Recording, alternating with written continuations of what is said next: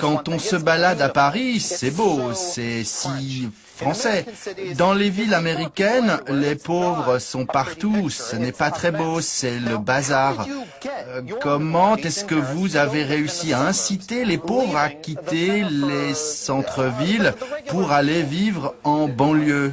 Ce que vous appelez les pauvres, je suis désolé de vous le dire, c'est des gens qui gagnent un peu moins d'argent.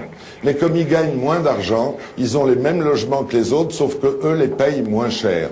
Et ils vivent très bien. Nous n'avons pas de misère en France. Il n'y a pas de ce que vous appelez les pauvres. Bien sûr, il y a quelques sans domicile fixe qui, eux, ont choisi de vivre en marge de la société. Et même cela, croyez-moi, on s'en occupe. Il y a des foyers d'accueil parce que en hiver, en France aussi, il fait froid et il n'est pas question de laisser dehors les gens qui sont dans la misère. Donc nous leur donnons des asiles, on leur donne à manger, on les lave, on leur donne tout ce dont ils ont besoin. Mais ce sont des gens relativement rares qui ont décidé une fois pour toutes qu'ils étaient en marge de la société, qu'ils ne voulaient pas travailler ou qu'ils avaient été rejetés par la société.